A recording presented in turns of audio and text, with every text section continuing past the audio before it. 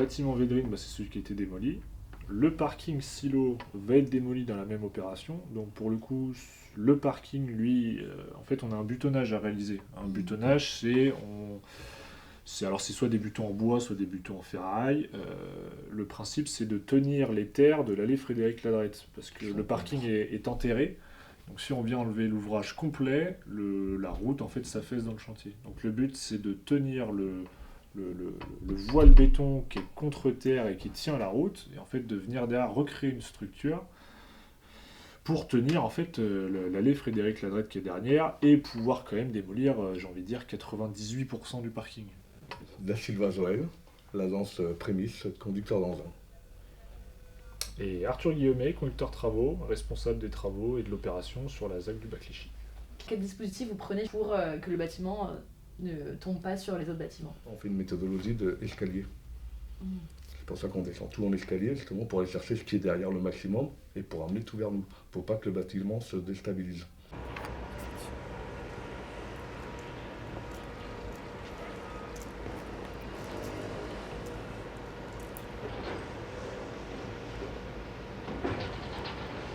On dégage étage par étage parce qu'il faut que j'aille la vue. Une fois que j'ai le dernier étage que je vois ce que je fais. C'est moi qui est là-haut avec ma main, en train de croquer. C'est pour ça que je vais aller chercher n'importe quel morceau, parce que je me visualise en train de le faire.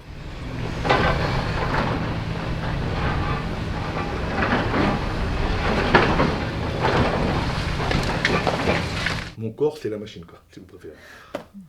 Les craintes des riverains, si moi demain je travaille pas dans la démolition et que j'ouvre ma fenêtre et que je vois qu'il reste qu'un pan de bâtiment à 35 mètres de haut, je me pose des questions effectivement, mais tout ça chez nous c'est analysé, c'est vu, c'est prévu, c'est anticipé. Et on a mis 2 grues de 300 tonnes et 2 tapis de protection. Les tapis de protection, c'est des énormes tapis en caoutchouc, armés avec de la ferraille. S'il vient y avoir une projection, il ne va pas aller sur les voitures, il ne va pas aller sur les riverains, il va aller sur le tapis et descendre en pied de bâtiment. Parce que dans le tapis, il va canaliser la chute du gravat, quoi. Il va l'emmener vers le bas et non le projeter pour qu'il aille loin, quoi.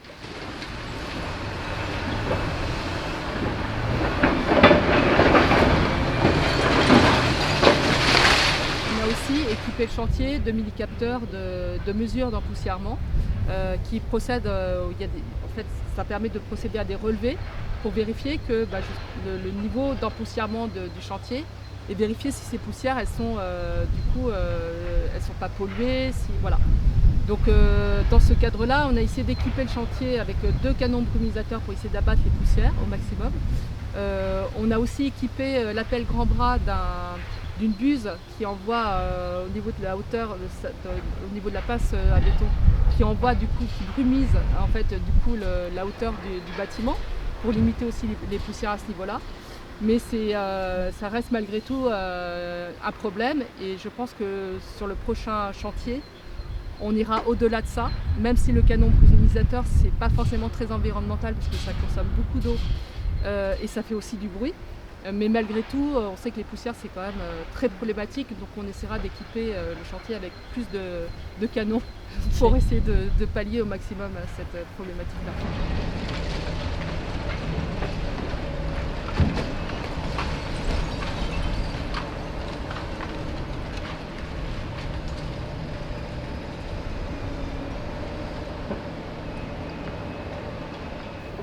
C'est des travaux de démolition qui sont très lourds et qui sont très chers, parce que c'est des bâtiments qui sont en plus bourrés d'amiante.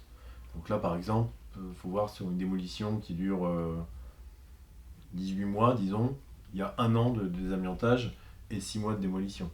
Donc il faut voir la quantité d'amiante qu'il peut y avoir, et c'est la moitié du prix de la démolition, c'est du désamiantage. On a de l'amiante dans les parties communes, dans les parties privatives, donc dans les logements. On retrouve l'amiante dans les enduits lissés, dans les cols de dallage, dans les cols de carrelage. Enfin, on en retrouve absolument partout.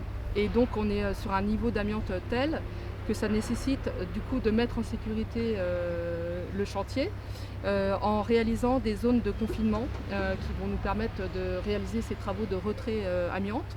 Donc des zones de confinement qui vont être mises sous atmosphère contrôlée, sous dépression pour éviter justement la propagation, la dispersion des fibres d'amiante. On sait que la fibre amiante c'est très dangereux, c'est cancérigène. Donc il faut mettre en dépression ces zones-là. C'est pour ça que ce sont des zones de confinement spécifiques qui sont mises en dépression à l'aide d'extracteurs qui sont posés en façade du bâtiment. Donc voilà, donc ça c'est vraiment la spécificité qu'on va certainement retrouver dans les autres bâtiments du chêne pointu, de l'étoile du chêne pointu, qui sont constitués à peu près de la même manière, donc avec un degré d'amiante très élevé. Donc qui dit bâtiment très, très amianté dit aussi délai de travaux très long. On est sur un projet qui avoisine les 10-15 ans, donc c'est très long et c'est très long surtout pour les habitantes et les habitants qui sont acteurs en fait de cette mutation, qui vont donc subir les chantiers, toutes les interfaces qui sont liées au chantier, etc. Et est-ce que les travaux, des travaux de déconstruction, est-ce qu'ils ont causé un peu de nuisance pour vous ou ça faisait pas trop de bruit, il n'y avait pas trop de difficultés autour de ça? Non, pas du tout. J'avoue qu'on ne l'a même pas remarqué. Hein. On voyait que les choses se faisaient du jour au lendemain. À un moment donné, on était confus. On pensait qu'à un moment donné, quand ils l'ont déshabillé, qu'ils allaient la réhabiliter. Et ils ont après commencé à le casser.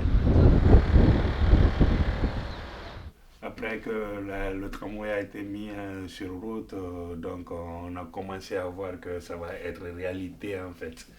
Donc, parce que ça parlait, ça discutait pendant des années, ça ne se faisait pas. Mais dès que le tramway a été fait, donc c'était plus aucun doute pour qui que ce soit de se dire que voilà, il y a une nouvelle vraie transformation qui va vraiment arriver sur Clichy en fait. Ça peut prendre du temps, mais ça va arriver.